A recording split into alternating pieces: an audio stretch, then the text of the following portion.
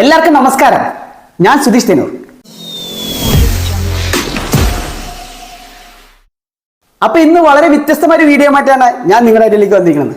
പുതിയ വീട് വെക്കുന്നവർക്ക് ഉപകാരപ്രദമാകുന്ന ഒരു വീഡിയോ ആണിത്. അപ്പൊ വീഡിയോ ആരും സ്കിപ്പ് ചെയ്യരുത്. കാരണം ഞാനിപ്പോൾ 1-2 ദിവസം മുന്നേ 1-2 സ്ഥലങ്ങളിൽ പുതിയ വീട് പണിയുമ്പോൾ ഞാൻ അവിടെ പോയി കണ്ടു. അപ്പോൾ ആ വീട് ഉണ്ടാക്കുമ്പോൾ ഇപ്പോഴും പഴയ സ്റ്റൈലിലാണ് പല ആളുകളും പല കാര്യങ്ങളും ചെയ്യുന്നത്.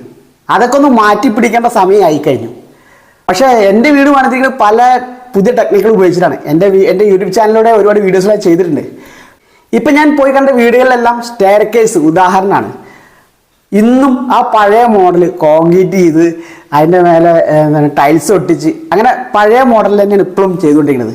ഇപ്പം ഞാൻ ഇരിക്കുന്ന സ്റ്റെയർ കേസ് കണ്ടില്ലേ, എൻ്റെ വീട്ടിലത്തെ സ്റ്റെയർ കേസാണ്.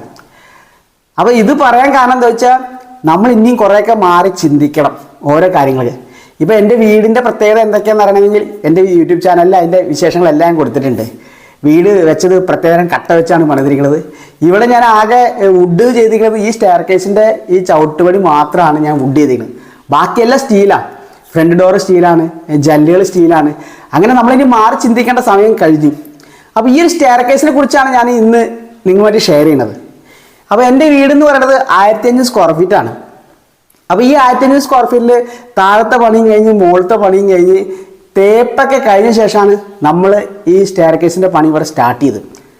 അപ്പോൾ ഈ വീട് പണി നടക്കുന്ന സമയത്ത് പല ആളുകളും എൻ്റെ വീട്ടിലേക്ക് വന്ന് കാണുമ്പോൾ സ്റ്റെയർ കേസ് എന്താണ് ഏതാണെന്നുള്ള ചോദ്യങ്ങൾ പല ഇതുണ്ടായിരുന്നു. അപ്പോൾ മുകളിലേക്ക് കയറാൻ ഭയങ്കര ബുദ്ധിമുട്ടായിരുന്നു. നമ്മൾ പുറത്തൊരു സ്റ്റെയർ കേസ് മരത്തിൻ്റെ പണിതിട്ട് അതിലൂടെയാണ് മുകളിലേക്കുള്ള കട്ടയും സിമെൻറ്റും മണലും എല്ലാ സാധനങ്ങളും കയറി കേട്ടോ. അപ്പോൾ പണിക്കാർക്ക് ശരിക്കും നല്ല ബുദ്ധിമുട്ടായിരുന്നു. കാരണം ഈ പലകയിൽ ചവിട്ടി ഇതെല്ലാം കയറി കൊണ്ടുപോകാൻ അവർ പക്ഷെ നമ്മോട് സഹകരിച്ചു എന്നുള്ളതാണ്.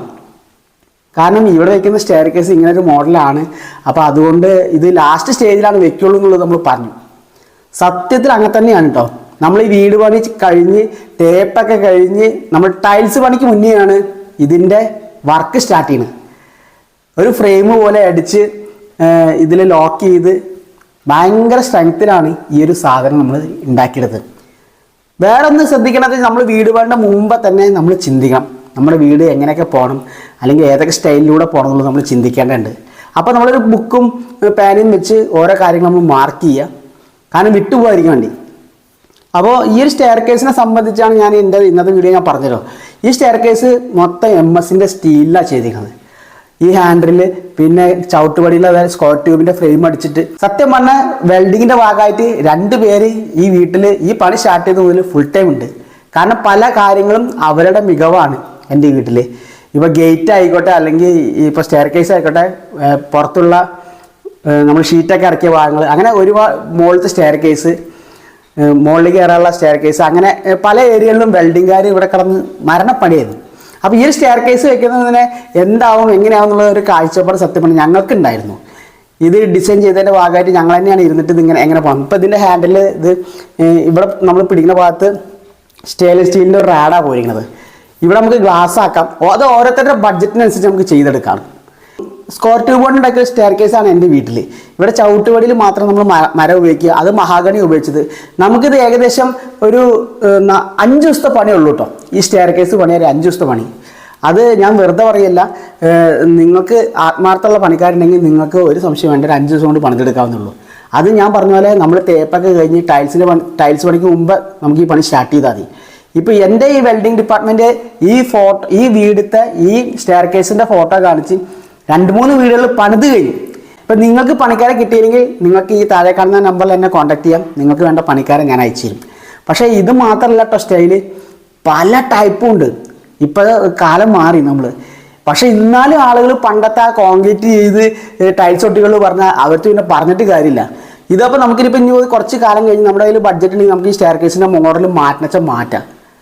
അത് അവരവരുടെ ഇഷ്ടമാണ്. പക്ഷെ ചെയ്യുമ്പോൾ ഇതിൻ്റെ സ്ക്വയർ ട്യൂബിലായാലും ഇതിൻ്റെ ഗേജൊക്കെ നോക്കാണ്ട് അതിലൊന്നും നമ്മൾ പിശുക്ക് കാണിക്കരുത്. നല്ല ക്വാളിറ്റി നോക്കിയിട്ട് തന്നെ നമ്മൾ അതിൻ്റെ ഫ്രെയിമും കാര്യങ്ങളൊക്കെ ഉണ്ടാക്കിയെടുക്കണം.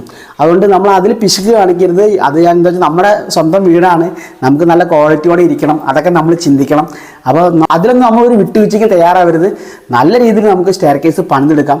ഇത് സത്യം പറഞ്ഞാൽ നമുക്ക് ചെയ്ത് കഴിഞ്ഞപ്പോൾ തന്നെ ഈ വുഡിൻ്റെ വർക്ക് കഴിഞ്ഞപ്പോൾ വീടിൻ്റെ സ്റ്റൈലേ മാറി. അപ്പം നമ്മുടെ ഈ ഹൗസ് വാമിങ് കഴിഞ്ഞിട്ടിപ്പോൾ ഏകദേശം രണ്ടര വർഷമായിട്ടും നമുക്ക് ഈ സ്റ്റെയർ കേസിന് വലിയ അത്ര ഒരു പ്രശ്നമില്ല. പല ആൾക്കാരും പറഞ്ഞേക്കാം ഇത് കയറുമ്പോൾ ചവിട്ടുമ്പോൾ ശബ്ദമുണ്ട്. അങ്ങനെ ശബ്ദങ്ങളൊന്നുമില്ല. നമ്മൾ താഴത്തുനിന്ന് സ്ക്രൂ ചെയ്ത് ലോക്ക് ചെയ്തിട്ടുണ്ട്. അപ്പോൾ ഈ ഫ്രെയിമിൽ നമ്മൾ ചവിട്ടുമ്പോൾ വലിയ ശബ്ദങ്ങളൊന്നും അങ്ങനെ നമുക്ക് ഫീൽ ചെയ്തിട്ടില്ല. പല ആൾക്കാരും അങ്ങനെയൊക്കെ കംപ്ലൈൻറ്റിൽ നമ്മളടുത്ത് പറഞ്ഞു.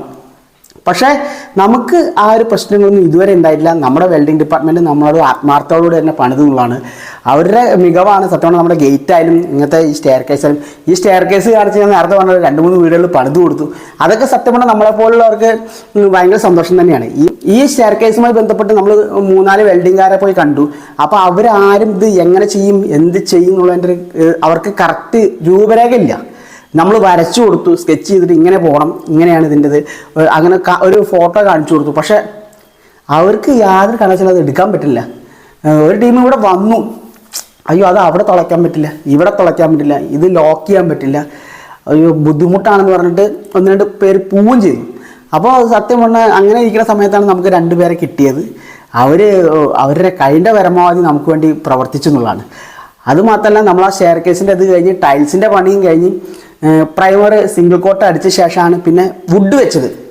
അപ്പോൾ വുഡ് വെക്കണ മുന്നേ നമ്മൾ ഇത്രയും പണികൾ ചെയ്തിരിക്കണം, അത് ശ്രദ്ധിക്കണം. വുഡിൻ്റെ വർക്ക് ചെയ്യണ മുന്നേ നമ്മൾ ടൈൽസിൻ്റെ പണി ചെയ്യുക, പിന്നെ ഒരു കോട്ട് പ്രൈമർ അടിക്കുക. അതൊക്കെ ചെയ്ത ശേഷം നമുക്ക് ലാസ്റ്റ് സ്റ്റേജിൽ മതി ഈ വുഡ് ഫിറ്റ് ചെയ്യൽ.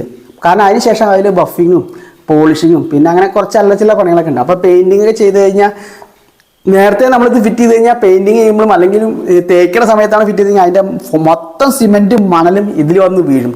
അപ്പോൾ പെട്ടെന്ന് കേട് വന്നു എന്നുള്ള കാര്യത്തിൽ യാതൊരു സംശയം വേണ്ട. അപ്പോൾ നമ്മൾ അതിൽ പിന്നെ ഞാൻ മാത്രമല്ല നമ്മളിതൊക്കെ ചെയ്തു വെച്ചെങ്കിൽ കൂടി ഞാനിതെല്ലാം കവർ ചെയ്ത് വെച്ചു. ഇതിലൊക്കെ പേപ്പർ വെച്ച് കവർ ചെയ്ത് വെച്ചു. കാരണം ഇനി പെയിൻറ്റ് വീഴണ്ട അല്ലെങ്കിൽ വെള്ളം തെറിക്കേണ്ട അങ്ങനെയൊക്കെ നമ്മൾ പല കാര്യങ്ങളും നമ്മൾ ഇതിൽ ചെയ്തു വെച്ചിട്ടുണ്ടായിരുന്നു, നമുക്കതിൽ ഡാമേജ് വരാണ്ടിരിക്കാൻ വേണ്ടിയിട്ട്. ഇപ്പോൾ സ്റ്റെയിൻലെസ് സ്റ്റീലിൻ്റെ ഇതിലായാലും വെള്ളം തെറിച്ചിട്ട് എന്തെങ്കിലും പ്രശ്നമുണ്ട് അല്ലെങ്കിൽ പെയിൻറ്റ് വീഴ ഇതിലൊക്കെ പേപ്പറിൻ്റെ റോളൊക്കെ ചുറ്റി കഷ്ടപ്പെട്ടിട്ടുണ്ട്. അപ്പോൾ ഇതൊക്കെ ചെയ്യാനുള്ള കാരണം നമ്മുടെ വീടാണ്, നമുക്കിത് എത്രത്തോളം മനോഹരമാക്കി എടുക്കുക എന്നുള്ളത് നമ്മളാണ് ചിന്തിക്കേണ്ടത്. അപ്പോൾ ഞാൻ പറയുന്ന പുതിയ വീട് വയ്ക്കുന്നവർ ഒരിക്കൽ കൂടി ചിന്തിക്കുക. കാരണം നമ്മുടെ വീടിൻ്റെ ഭംഗി കൂട്ടുക അല്ലെങ്കിൽ എന്തെങ്കിലും ചെയ്യുക എന്നുള്ളത് നമ്മളാണ് തീരുമാനിക്കേണ്ടത്. അപ്പോൾ അതിലൂടെ വേണം ഓരോ കാര്യങ്ങളും മുന്നോട്ട് പോകാൻ.